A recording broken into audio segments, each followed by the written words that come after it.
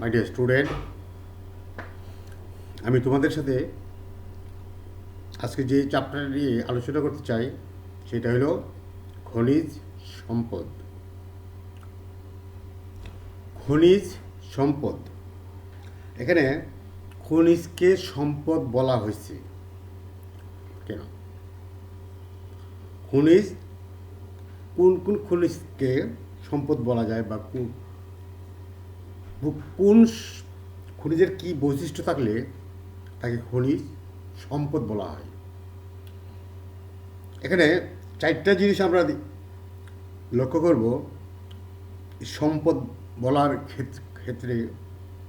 যে সম্পদ হলো এমন একটা জিনিস যার চাহিদা আছে, যার যোগান আছে, যা হস্তান্তরযোগ্য এবং যা বিক্রয়লব্ধ। এইগুলো যদি থাকে কোনো জিনিসে, খনিজের উপর, তখন আমরা এটাকে সম্পদ সম্পদ বলবো। আর যদি এগুলোর মধ্যে একটা বাদ পড়ে, সেটা সম্পদ হবে না। যেমন আমরা বলতে পারি কয়লা। অনেকে বইয়ের মধ্যে আবার লিখে থাকেন কয়লা উৎপাদন।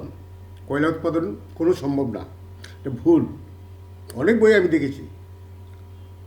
কয়লা উৎপাদন উৎপাদন হলো মাটি ভূমিকে কর্ষণ করে চাষ করে যা উঠে আসে, এটা হলো উৎপাদন। আর কয়লা কোনো জমি চাষ করে কয়লা উৎপাদন করা যায় না। এক্ষেত্রে বলতে হবে যে খনিজ সম্পদ উত্তোলন। খনিজ সম্পদ উত্তোলন এটা প্রাইমারি অ্যাক্টিভিটিস মধ্যে পড়ে, প্রথম পর্যায়ের কর্মকাণ্ডের পড়ে। কারণ প্রথম পর্যায়ে কর্মকাণ্ডের প্রতি হলো এমন একটা কর্মকাণ্ড যা সরাসরি আমরা উত্তোলন করতে পারি, ব্যবহার সরাসরি কোনো মেশিনের সাহায্যে না, এটার অবয়ব কাঠামো পরিবর্তনের জন্য মাধ্যমে না, সরাসরি যেটা উত্তোলন করি সেটা হলো খনিজ সম্পদ। এটা প্রথম পর্যায়ের কর্মকাণ্ড। আর সম্পদ হতে হইলে কী কী বৈশিষ্ট্য থাকতে হবে বলছি: চাহিদা, যোগান, বিক্রি মূল্য, হস্তান্তরযোগ্য। এই চারটা বৈশিষ্ট্য যদি থাকে, তাহলে সেটা আমাকে খনিজ সম্পদ বলবো। যেমন আমরা বলি কয়লা উত্তোলন, কয়লা সম্পদ, তৈল সম্পদ, আকরিক লোহা সম্পদ। কারণ কি? কারণ এই চারটা বৈশিষ্ট্য এগুলোর মধ্যে আছে, এই জন্য এটাকে সম্পদ হিসেবে বলা হয়। যদি আমাদের তো তোমার বৃষ্টিপাতের অনেক চাহিদা আছে, বৃষ্টিপাতের জন্য অনেক চাহিদা আছে। আমরা কৃষি উৎপাদনের জন্য বৃষ্টির উপর নির্ভর করতে হয়। তাহলে বৃষ্টির কি সম্পদ? না, বৃষ্টি কখনো সম্পদ হতে পারে না। কারণ আমি বলেছি যে চাহিদা থাকতে হবে, যোগান থাকতে হবে। তো বৃষ্টির পানি তো চাহিদা আছেই, তাই না? আর যোগান থাকতে হবে। বৃষ্টি পানির যোগানও আছে, যে যখন বৃষ্টি হয় তখন ফসল ভালো হয়। এই যোগান থাকতে হবে। কিন্তু আমি যদি তোমাদেরকে বলি যে আজকে বা এই মাসে যদি এই এলাকার মধ্যে যতটুকু বৃষ্টি পড়বে, ওই বৃষ্টির পানিটা আমি বিক্রি করব, কেউ কিনবে? কেউ কিনবে না। কারণ এই দুইটা জিনিস আছে ঠিকই, চাহিদা আছে, যোগান আছে, কিন্তু বৃষ্টির পানি যেহেতু কেউ আমার কাছে কিনে নেবে না বা বিক্রির মূল্য নাই, ওইটা সম্পদ হতে পারে না, এই জন্য বৃষ্টির পানি সম্পদ না। ঠিক তেমনি আমরা যদি তোমার সূর্যের আলোর কথা বলি, সূর্যের আলো আমাদের খুবই প্রয়োজন। সূর্যের আলো ছাড়া আমরা কোনো কাজ করতে পারি না। সূর্যের আলো আমাদের শারীরিকভাবে খুবই প্রয়োজন এবং ফসল উৎপাদন করার জন্য প্রয়োজন। কিন্তু আমি যদি বলি যে আজকে এই এলাকায় সকাল থেকে সন্ধ্যা পর্যন্ত যে বৃষ্টির যে সূর্যের আলো পড়বে, সেই আলোটা আমি বিক্রি করবো, কেউ কিনবে? কেউ কিনবে না।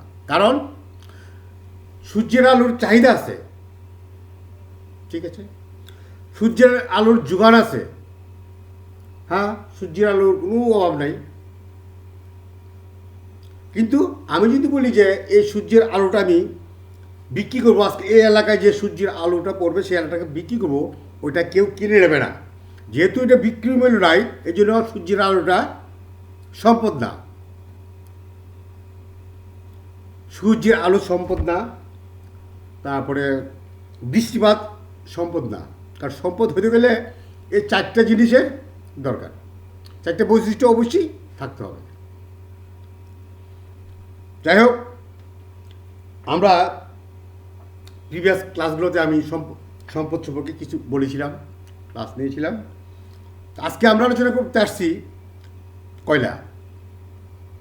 কয়লা কি, বা কয়লা সৃষ্টি হওয়ার পিছনে যে কারণগুলো কি, সেটা হলো কোনো এক যুগে, কোনো এক সময় ভূপৃষ্ঠের বিশেষ এক ধরনের গাছপালা ভূগর্ভে পতিত হয়ে যায়। তখন উপর থেকে দেয় মাটির চাপা, আর নিচে থেকে আসে অভ্যন্তর নিচে থেকে আসে বিদ্যুৎ, আসে তাপ। এটা আমি আর ক্লিয়ার করতে চাই। সেখানে যে জিনিসটা বলা হয়েছে যে তোমার কয়লা কীভাবে সৃষ্টি হয়, কয়লার সৃষ্টি বা খনিজ সম্পদ পুরোটারই সৃষ্টি তোমার হতে হলে এখানে ভূমিকম্পের প্রয়োজন আছে। শুধু ভূমিকম্প হলে চলবে না, ওই এলাকার গাছপালা যা কিছু সবগুলো মাটির নিচে চলে যাবে। ওই গাছপালা, মানুষ, প্রাণী ইত্যাদি এই মাটির নিচে চলে যায়। অর্থাৎ ওই ভূভাগটা যখন নিচে নেমে যায়, তখন উপর দিক থেকে চারিদিক থেকে পলি, মাটি ইত্যাদি এসে ভরাট করে জায়গাটা সমতল হতে থাকে। তাহলে এই যে মাটির নিচে যে উদ্ভিদগুলো চলে গেছে ভূমিকম্পের ফলে,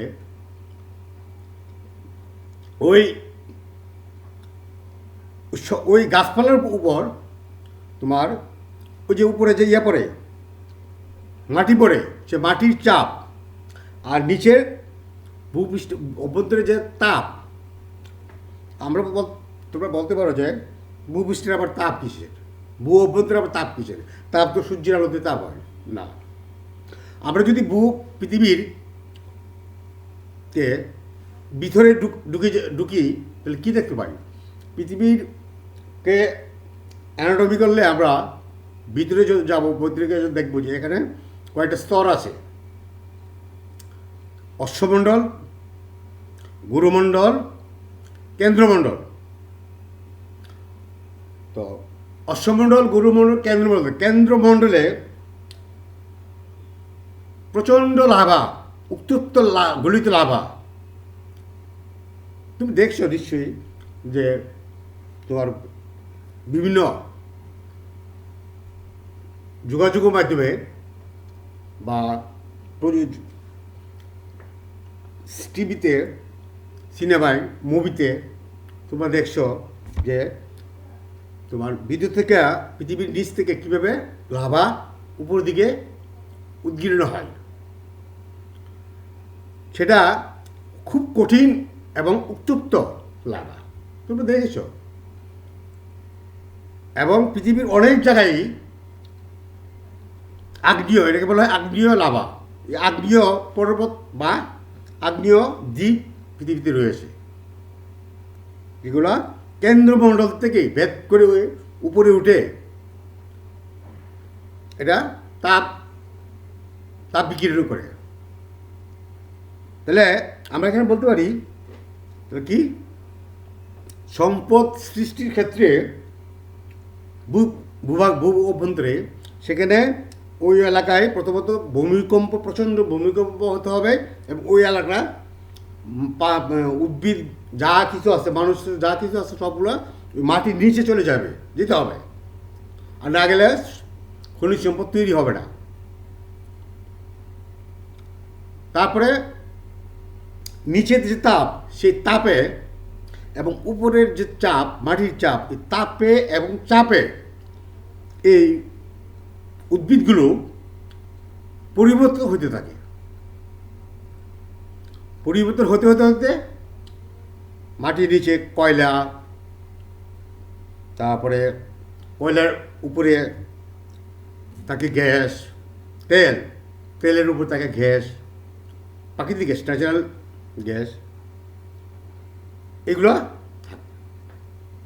আর যে এলাকায় কোনোদিন ভূমিকম্প হয় নাই বা ওই এলাকাটা নিচে ডেবে যায় নাই, ওই এলাকায় খনিজ সম্পদ পাওয়া যায় না। তাহলে খনিজ সম্পদ পাইতে হলে, সৃষ্টি হইতে হলে কয়টা ফ্যাক্টর দরকার? দুইটা। একটা হলো, তিনটা। একটা হলো ভূমিকম্প হতে হবে এবং ওই এলাকার গাছপালা যা আছে সব মাটির নিচে ডেবে যেতে হবে। 2 নম্বর, উপর থেকে চাপ সৃষ্টি হবে, নিচে থেকে তাপ উপরে আসবে। এই নিচের তাপ আর উপরের চাপ, মাটির চাপ মিলে ওই যে উদ্ভিদগুলা তোমার খনিজ সম্পদ তৈরি করে। তো আমরা তোমার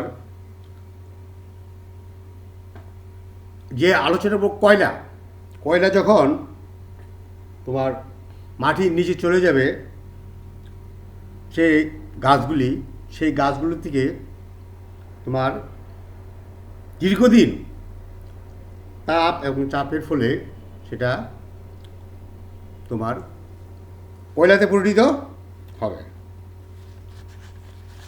তারপরে আমরা আলোচনা করব এখন যে কয়লা উত্তোলনের জন্য কি ফ্যাক্টরস আছে, নিয়ামকগুলো লাগবে। আমার দেশের মাটির নিচে তোমার খনিজ সম্পদ রয়েছে। এই খনিজ সম্পদটাকে আমি কিভাবে উত্তোলন করতে পারবো, এর প্রযুক্তি কী? যেই দেশে এই খনিজ তেল বা খনিজ কয়লা উত্তোলন করা হয়, ওই এলাকায় তোমার এই প্রযুক্তির মাধ্যমে উত্তোলন করতে হবে। যেমন আমরা মিডল ইস্টের দিকে তাকাই, আমাদের দেশে তাকাই, ওই যে সিলেট যে তেল ক্ষেত্রে যে বিস্ফোরণ হয়ে গেছিলো, এটা এখনো মামলা চলছে। তো ওই কয়লা টাকা তোমার শক্তি সম্পদ তৈরি করা হয়। তারপরে পরোক্ষভাবে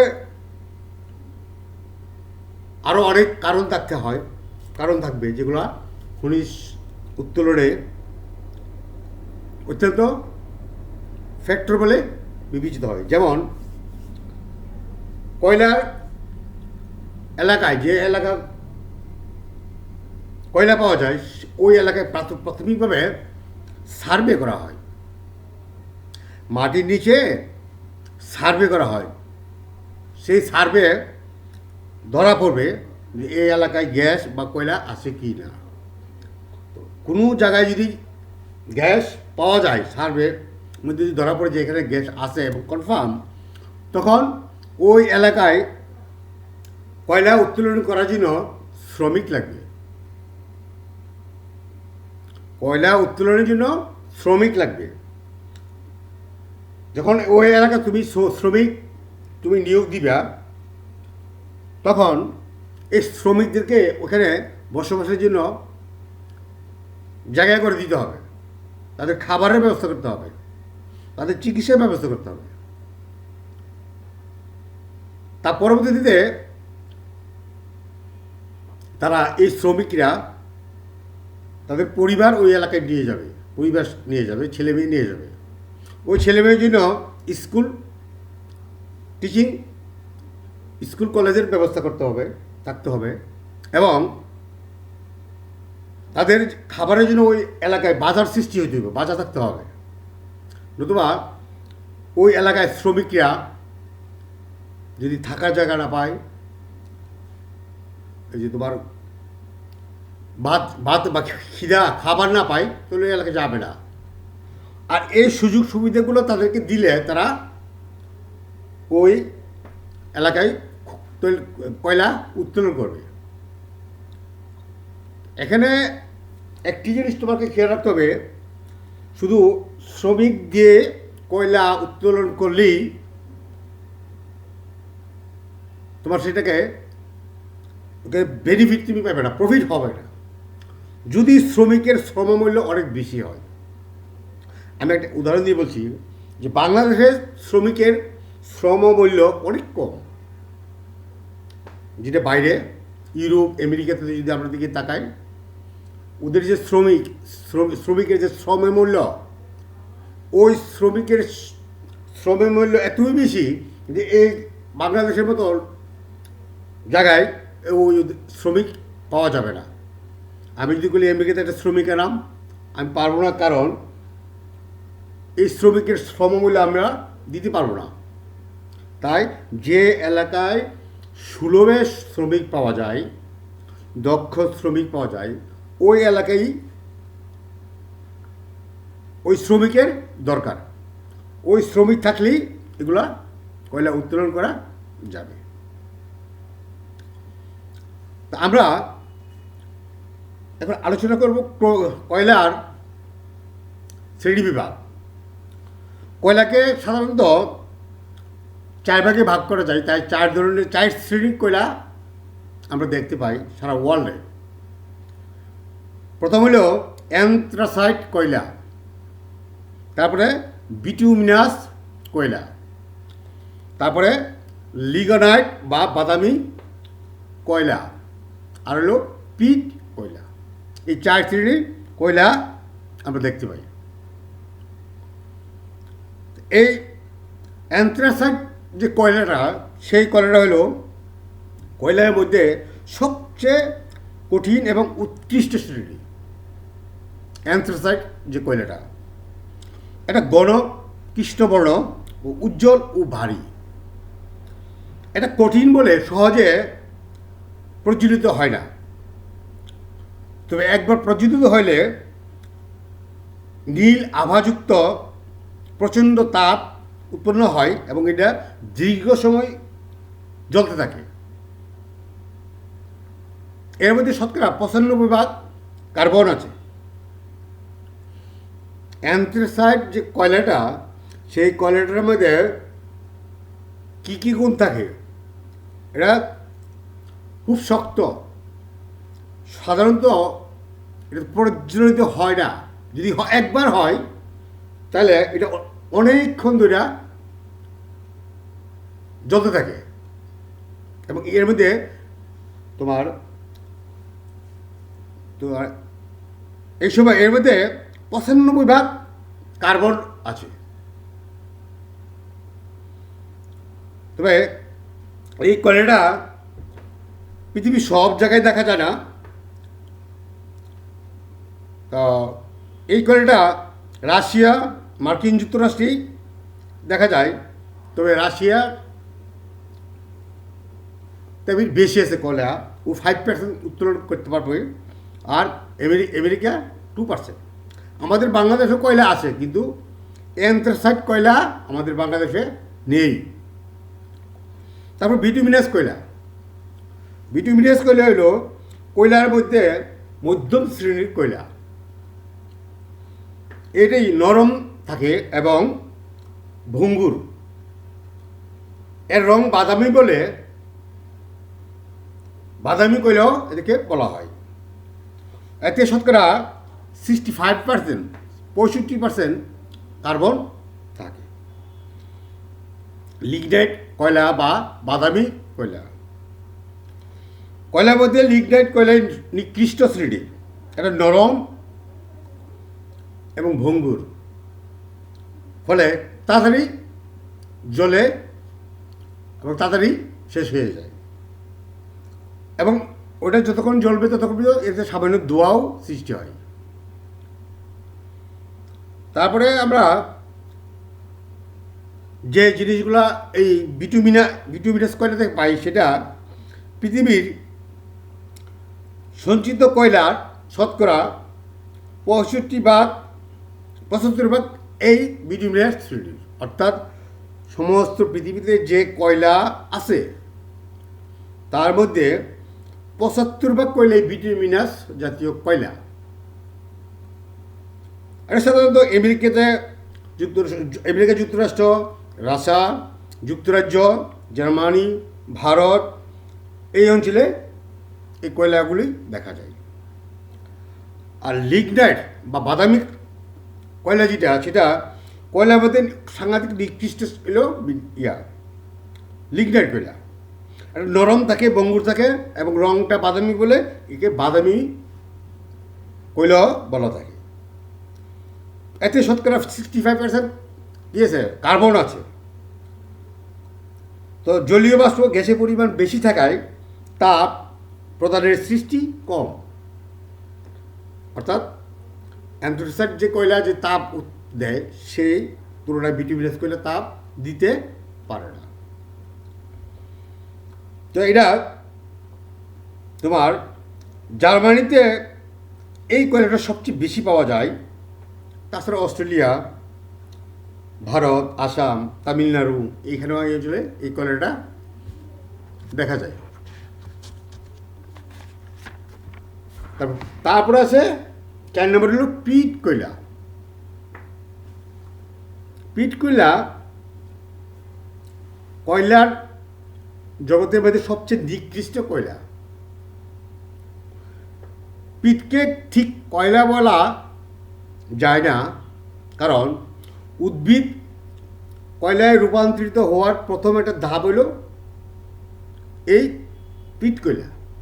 অর্থাৎ উদ্ভিদ যখন উপরের চাপ আর নিচের তাপ, এর ফলে উদ্ভিদে যখন তোমার পরিবর্তন হতে থাকে, পরিবর্তনের শুরুর যে সময়টা,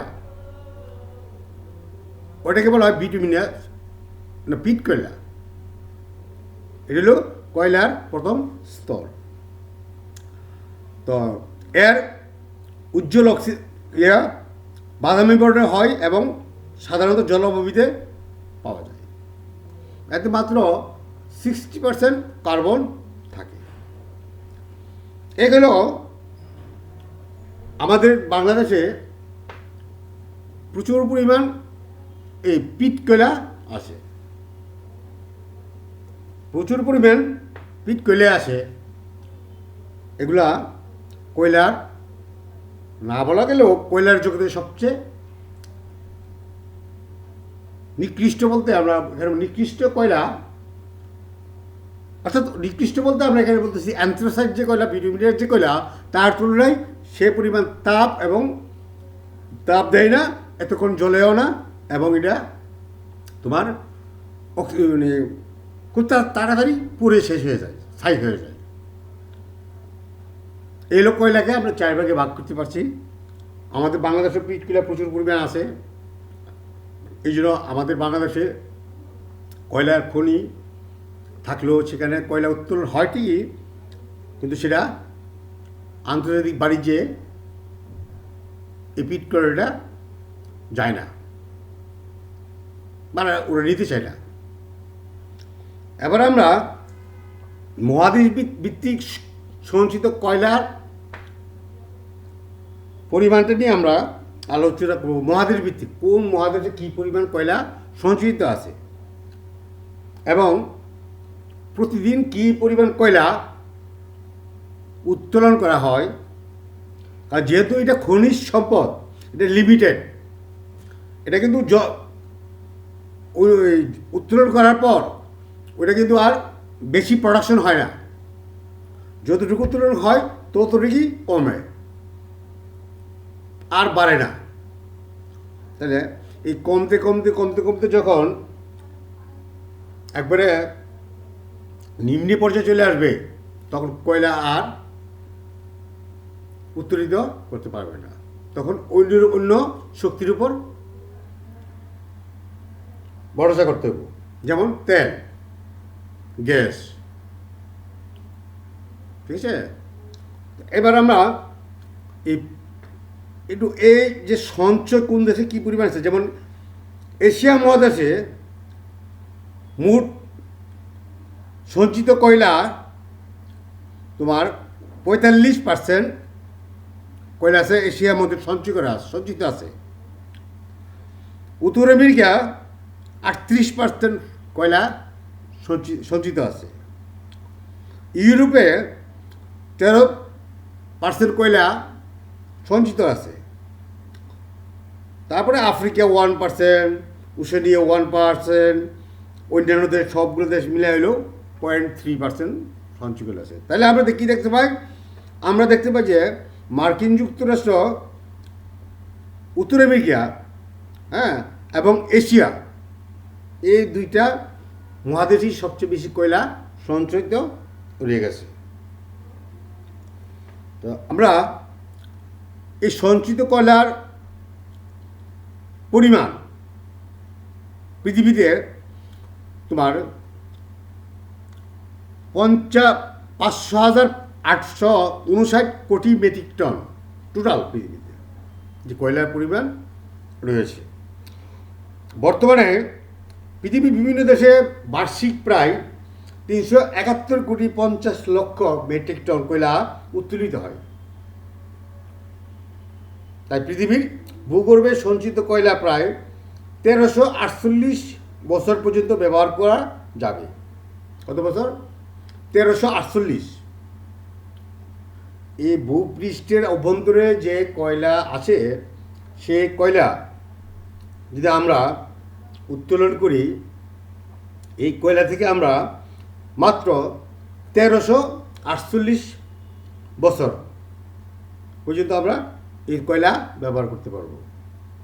তার নেক্সট জেনারেশন 1300 বছর পর যে জেনারেশন থাকবে, তারা কয়লা উত্তোলন করতে পারবে না। কারণ আমি প্রথমেই বলেছি, তোমার খনিজ সম্পদে এমন একটা জিনিস যেটা উৎপাদন করা যায় না, ওটা প্রকৃতিভাবেই এটা সঞ্চিত হয়।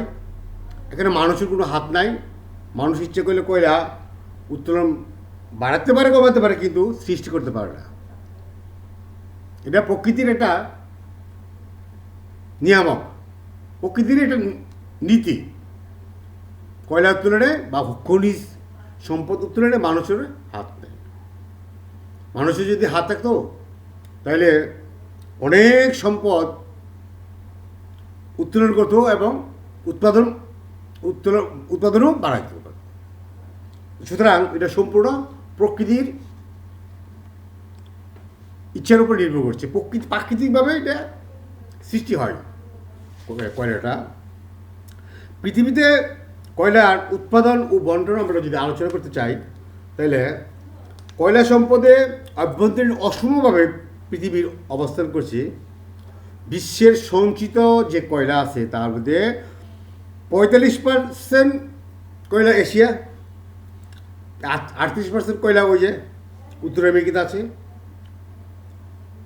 অন্যান্য দেশও 1% করে আছে। তো আমরা কোন কোন কোন এলাকায় কয়লা পাওয়া যায় বন্টন, আমরা যদি কয়লার বন্টন এখন আলোচনা করি তাহলে দেখতে পাই যে ইউরোপ মহাদেশের মধ্যে তোমার রাশিয়া যা এশিয়ার অংশ ইউরোপের সাথে আছে, ওইটা সহ যদি আমরা বলি তো বর্তমানে এটা বিশ্বের 6ষ্ঠ স্থানে আছে। এদেশে সঞ্চিত কয়লার প্রায় 157 লক্ষ কোটি টন। পৃথিবীর মোট উত্তোলনের প্রায় 5 ভাগ এই অঞ্চলে উত্তোলিত হয়। আর এখানে অ্যান্থ্রাসাইট, বিটুমিনাস, লিগনাইট, পিট এই সবগুলোই এখানে পাওয়া যায়। তো এখন আমরা ইউরোপের অংশ যেটা, ওইখানে যদি আমরা চোখ দেখতে যাই তাহলে ইউরোপের বিভিন্ন কয়লা শ্রেণী বিভিন্ন জায়গায় আছে, যেগুলোকে আমরা যে অঞ্চলগুলোতে আছে ইউরোপের, সেদিকে গেলে আমরা দেখতে পাই টুলা অঞ্চল, মস্কো অঞ্চল, ইউরাল অঞ্চল, পেচারু অঞ্চল, এই 4টা অঞ্চলে কয়লা পাওয়া যায়।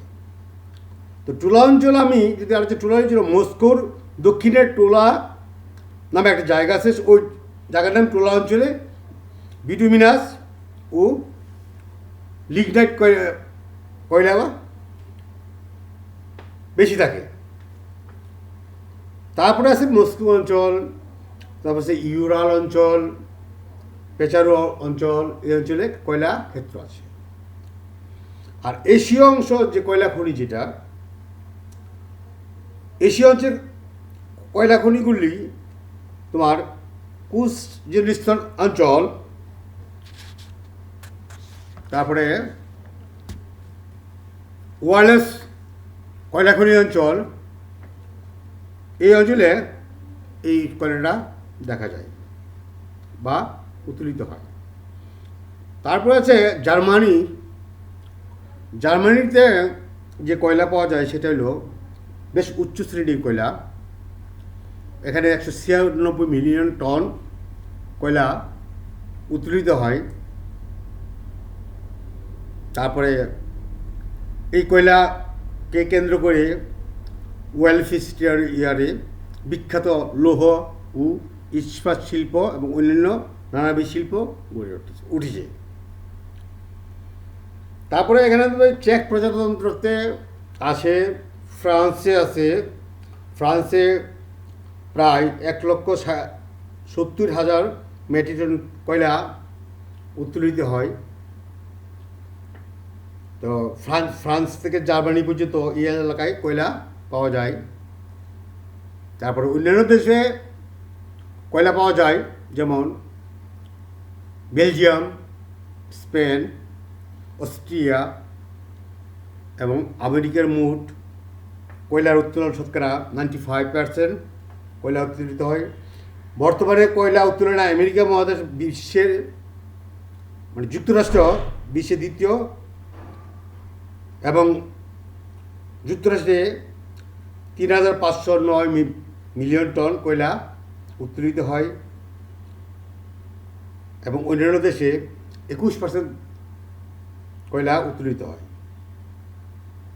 তো এই অঞ্চলে অ্যান্থ্রাসাইট ও বিটুমিনাস কয়লাই সবচেয়ে বেশি পাওয়া যায়। আমরা এবার যদি উৎপাদন নিয়ে কথা বলতে যাই, সেটা এশিয়া মহাদেশের ভারত কয়লা সম্পদে সমৃদ্ধ। এখানকার কয়লা বর্তমানে বিশ্বে কয়লা উৎপাদনে ভারত সারা বিশ্বের 3য় স্থান আছে। এই দেশে 595 মিলিয়ন টন কয়লা উত্তোলিত হয়। তারপরে আছে ইন্দোনেশিয়াতে আছে, ইন্দোনেশিয়া বিশ্বের 7ম, কাজাকিস্তান আছে, তারপরে আরও অন্যান্য দেশে আছে, যেমন কোরিয়া, তারপরে জাপান, এবং জাপানের হুকাইডো, হংশু, কিউশু। জাপানের যে অনেকগুলো দ্বীপ, তো এর মধ্যে 4টে দ্বীপ প্রধান। এই প্রধান 4টে দ্বীপ হুকাইডো, হংশু, কিউশু। টোকিওতে পাওয়া যায় না, এই 4টা দ্বীপে পাওয়া যায়। কী কী? হুকাইডো, হংশু, কিউশু। এখানে কয়লা উৎপাদিত হয়। বাণিজ্য যদি আমরা আলোচনা করতে চাই, এশিয়া মহাদেশের এই এলাকায় যে কয়লাগুলো পাওয়া যায়, সেই কয়লাগুলা কেবল ভারত ও চীন বিশ্ববাজারে রপ্তানি করে থাকে, আর কেউ রপ্তানি করতে পারে না, শুধু ভারত আর চীন। আমদানিকারকগুলো দেশগুলোর মধ্যে আছে Japan, Pakistan, Bangladesh, Sri Lanka, Myanmar, Singapore, Hong Kong, দক্ষিণ কোরিয়া, তাইওয়ান ইত্যাদি দেশ আমদানি করে। আমরা যদি এবার পৃথিবীর দক্ষিণ গোলার্ধের কয়লা খনিগুলো আলোচনা করি, তো দেখতে পাবো যে ওশিনিয়া মহাদেশ মধ্যে অস্ট্রেলিয়া কয়লা পাওয়া যায়। তারপর ছোটো ছোটো দ্বীপগুলো আছে ওখানে, যেমন নিউজিল্যান্ড, ছোটো রাষ্ট্র, দ্বীপীয় রাষ্ট্র, পাপুয়া নিউগিনি, এগুলোতে কয়লা নাই। তবে অস্ট্রেলিয়া মহাদেশ না, অস্ট্রেলিয়া একটা দেশ। অস্ট্রেলিয়া আমরা ভুল করে থাকি অনেক জায়গায়, যে অস্ট্রেলিয়া, আমরা ছাত্রদেরকে জিজ্ঞেস করি যে পৃথিবীতে মহাদেশগুলোর নাম বলতো, তারা অকপটি বলে ফেলে যে অস্ট্রেলিয়া মহাদেশ। আসলে অস্ট্রেলিয়া কোনো মহাদেশ না, এটি একটা দেশ। আর অস্ট্রেলিয়ার যে আশেপাশের যে দ্বীপগুলো, নিউজিল্যান্ড, অন্যান্য দ্বীপগুলো রয়েছে, এটাকে বলা হয় অস্ট্রেলিয়া। সবগুলো মিলে গিয়ে বলা হয় অস্ট্রেলিয়া মহাদেশ। তা আমরা ভূগোলের ছাত্র হিসেবে যদি কেউ আমাদেরকে প্রশ্ন করে, তাহলে আমরা নিশ্চয়ই আমরা অস্ট্রেলিয়াকে মহাদেশ বলবো না, অস্ট্রেলিয়াকে একটা দেশ বলবো। এবং অস্ট্রেলিয়ার আশেপাশের যে দেশগুলো আছে, ছোটো ছোটো দেশগুলো, ওইগুলোকে মিলে আমরা অস্ট্রেলিয়া মহাদেশ বলবো। তারপরেও আরও কিছু আছে, যেমন তোমার প্রশান্ত মহাসাগরে অনেকগুলো হাজার হাজার দ্বীপ দেখা যায়। এই দ্বীপগুলোকে পলিনেশিয়া, মাইক্রোনেশিয়া এই নাম দিয়ে এদেরকে বিভক্ত করা যায়, এবং বিভিন্ন দেশ ওই দ্বীপগুলোকে নিয়ন্ত্রণ করছে। তো অস্ট্রেলিয়াতে মোট যে কয়লার সঞ্চয় আছে তা হলো ৭৬ বিলিয়ন টন। এখানে অস্ট্রেলিয়ার কুইন্সল্যান্ড, নিউ সাউথ ওয়েলস, ভিক্টোরিয়াতে অপেক্ষাকৃত বেশি কয়লা দেখা যায়। তো তোমাদেরকে এখানে একটা কথা বলে রেখে দরকার, অস্ট্রেলিয়া এবং কানাডা এই দুইটা রাষ্ট্রকে বলা হয় ডোমিনিয়ন স্টেট।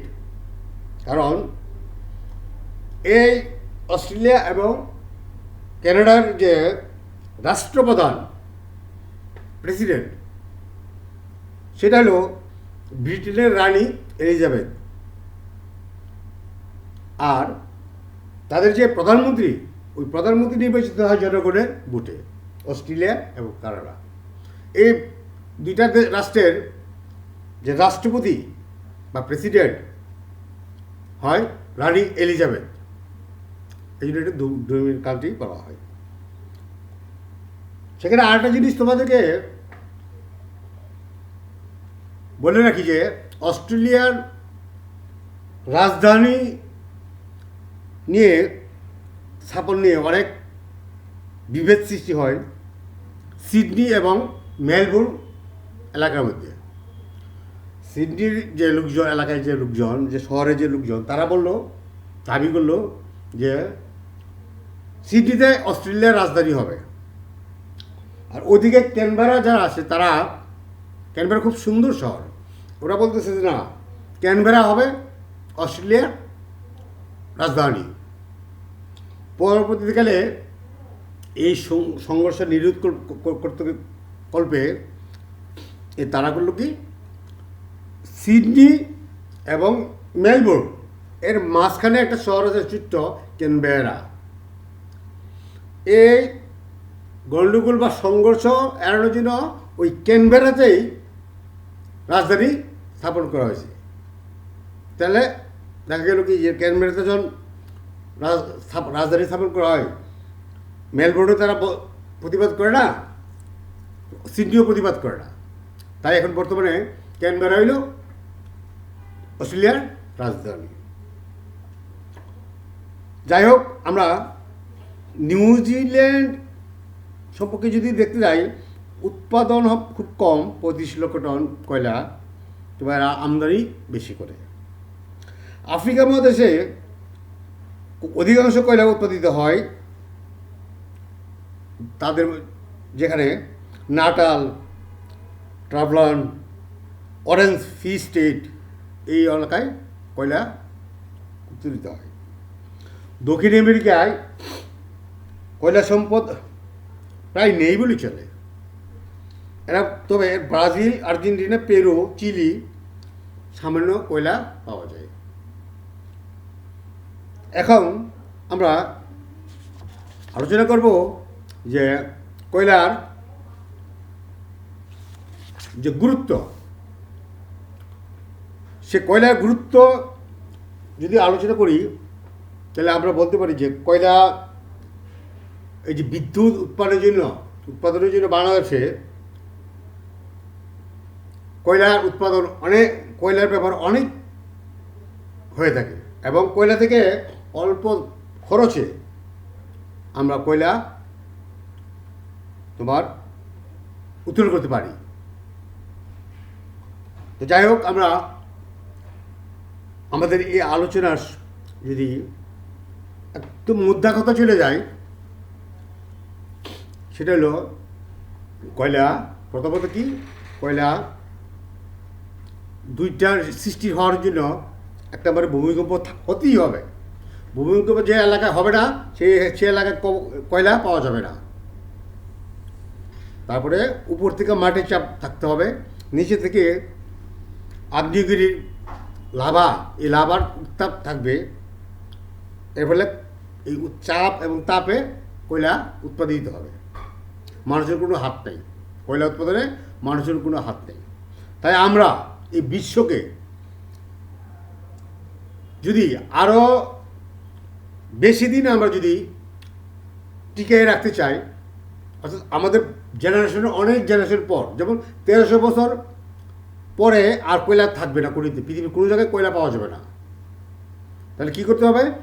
এখন আমরা যদি কয়লা উত্তোলনটাকে যদি মিনিমাম পর্যায়ে নিয়ে আসি, অর্থাৎ কম করি, আর ওই যে সোলার সিস্টেমটাকে যদি আমরা ব্যবহার করি, সূর্যের আলো সোলার সিস্টেমটাকে যদি আমরা ব্যবহার করি, তাহলে এই কয়লার যে সঞ্চয়টা 130 বছর থেকে আরও 1300 বছর থেকে আরও বেশি দিন উত্তোলন করা যাবে। এখন আমাদের প্রশ্ন হচ্ছে, আমাদের তৃতীয় বিশ্বের যে দেশগুলি, তাদের যে প্রয়োজন, কয়লার প্রয়োজন, অথচ দেশে কয়লা নাই। যেমন আমাদের দেশে পিট কয়লা আছে, কিন্তু এই কয়লাটা খুব নিম্নমানের, প্রচণ্ড ধোঁয়া হয়, তারপরে তাপও কম হয়, এবং বিশ্বের অন্যান্য দেশে এগুলা কেউ কিনে নিতে চায় না পিট কয়লা। তো আমরা আজকে এই বিষয়ে তোমাদের সাথে কথা বলবো, রইল এই জিনিসটা, কয়লা, এই চ্যাপ্টারটা একটু ভালোভাবে পড়বে। এটা ভেরি ইম্পর্টেন্ট একটা চ্যাপ্টার। আশা করি আমি তোমাদের সাথে নেক্সট ক্লাসে খনিজ সম্পদের মধ্যে যেগুলো আছে, যেমন কয়লা কথা আজকে আলোচনা করলাম, গ্যাস, তারপরে তামা, রূপা, লৌহ, আকরিক, এগুলো যে খনিজ সম্পদ রয়েছে সেগুলো সম্পর্কে আমরা আলোচনা করব। বাই দিস টাইম তোমরা ভালো থাকবে, ঘরে থাকবে, স্বাস্থ্যবিধি মেনে চলবে। Thank you.